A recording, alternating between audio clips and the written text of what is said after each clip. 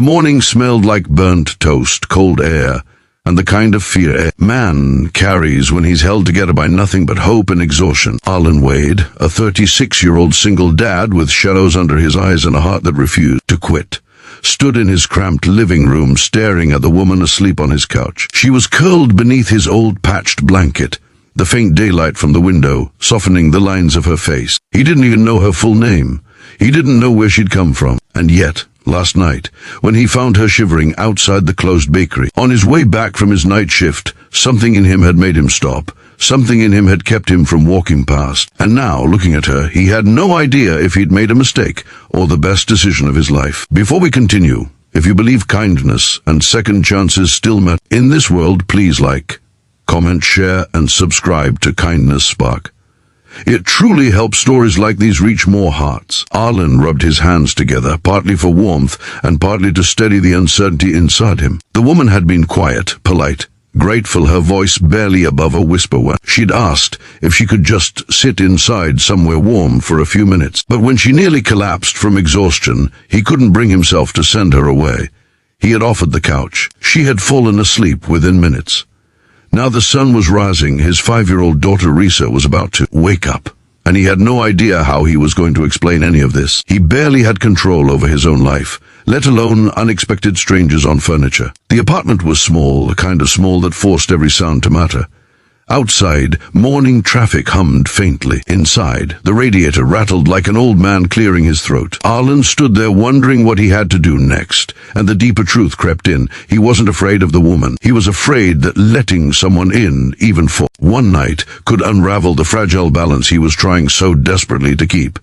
And he was barely holding that balance. 6 months earlier, Risa had been diagnosed with severe asthma after a terrifying night in the ER. Since then, medication costs had swallowed nearly every cent he made from working both at the auto shop during the day and stacking inventory during the night shift 3 days a week. The landlord had already threatened eviction, and the fridge held more cold air than food. But Arlen kept going, because that's what fathers did. They kept going, even when the road blurred. He went into the kitchen, trying to keep quiet as he poured water into a chip kettle. The woman shifted lightly at the sound, her eyelids fluttering open. She blinked, disoriented, then slowly sat up, pulling the blanket around her shoulders as though she feared she might be thrown out at any moment. For a moment, Arlen saw something in her eyes that took him off guard. Not fear, not guilt, but deep, unraveling sadness, the kind that hides behind polite expression. She cleared her throat softly, her voice fragile but calm.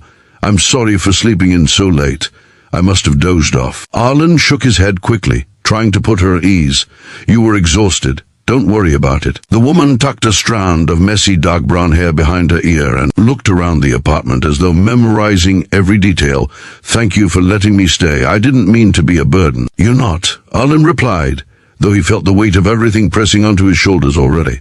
"Do you want tea?" "I don't have much, but that would be nice," she whispered. He nodded awkwardly and turned back to the stove. When he returned with the tea, she held the cup carefully, warming her fingers. After a long pause, she finally said, "My name is Leora." She didn't offer a last name. He didn't ask. Moments later, Risa's small footsteps padded down the hall. She entered the living room, rubbing her sleepy eyes, her curls sticking out like wild sunshine. Her gaze landed on Leora, and she froze in place, clutching her stuffed fox. Arlen tensed. He didn't want to scare his daughter or make her feel unsafe. But Leora, with a gentle smile that softened her entire face, whispered, "Good morning, sweetheart." Risa blinked at her, cautious but curious, then whispered back, "Good morning." She looked at her dad. "Daddy?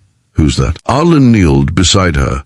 "Just someone who needed a warm place to rest. She's leaving soon." At that, Leora's smile faltered slightly, as though the words hurt more than they should have. But she didn't correct him. Instead, she took another sip of tea and looked at the window, where daylight was beginning to brighten the street. After a few moments, she stood and began folding the blanket meticulously, smoothing every crease. When she placed it gently on the couch, her hands lingered there as if reluctant to let go of the small piece of kindness she had been given. "Thank you," she said again. "You don't know how much this meant." She reached for the coat she had worn the night before, thin, frayed, far too light for the season, but then she paused. Something changed in her expression. She stared at Arlen and Risa, her gaze becoming almost analytical, as though she were connecting invisible pieces. "Arlen," she said, softly, testing his name as if she were unsure she had the right to use it. "Do you mind if I make one phone call before I leave?" "Just one. I promise it won't take long." Arlen hesitated. He didn't know why the request made his pulse quicken. Maybe because everything about her felt unpredictable yet strangely grounded. But something in her voice, gentle, steady, almost hopeful, made him nod. "Sure." Use the phone on the counter. Leora thanked him, walked into the kitchen, and dialed a long number, international maybe, he couldn't tell. Her voice was too low for him to hear the words, but he saw her shoulders shake once, subtly, like she was trying not to break. Then she said something firm, something that made her posture straighten with purpose. When she hung up, she took a long breath before returning to them. "Arlen, you've helped someone who had nothing to give in return," she said softly. "You didn't know me. You didn't ask anything from me. You gave me warmth when the world gave me cold. And I just want you to know that kindness never disappears. It circles back." He wanted to ask more, but she offered only a grateful smile and headed for the door. Before she stepped out, she crouched to look at Risa. "You're very brave," she whispered to the little girl, "and you're loved more than you know." Then she walked out into the chilly daylight and disappeared down the street. Arlen thought that was the end of it. He was wrong. By noon, as he was preparing to take Risa to her doctor's appointment, an appointment he could barely afford, there was a knock at the door, a firm, confident knock. When he opened it, a sharply dressed man in a charcoal suit stood there holding a folder. "Mr. Wade?" the man asked. "Yes," Arlen said cautiously. "My name is Ronan Kells. I'm the executive coordinator for the Calder Foundation. We received a call this morning from someone named Leora." Arlen's breath stopped. "She informed us about your situation. The foundation has a program for families in crisis, particularly single parents dealing with medical hardships. Leora, she requested immediate review, and when she requests something, we listen." Arlen stared in disbelief as Ronan handed him documents, approval letters, grant forms, schedules. "You're pre-approved for full medical coverage for your daughter," Ronan continued. "Additionally, rental assistance for the next 12 months and a discretionary financial grant for stability. If you sign, the support begins today." Arlen's knees nearly buckled. He couldn't process it. It didn't feel real. He felt as though his entire world had shifted in a single heartbeat. Risa tugged at his pants, sensing the intensity even if she didn't understand it. Who is she?" he asked quietly, his voice trembling. Ronan smiled subtly. "Leora Calder is the daughter of the Foundation's founder. She rarely intervenes personally. But when she does, it's life-changing." Arlen signed the papers with unsteady hands. Over the next several weeks, everything began to transform.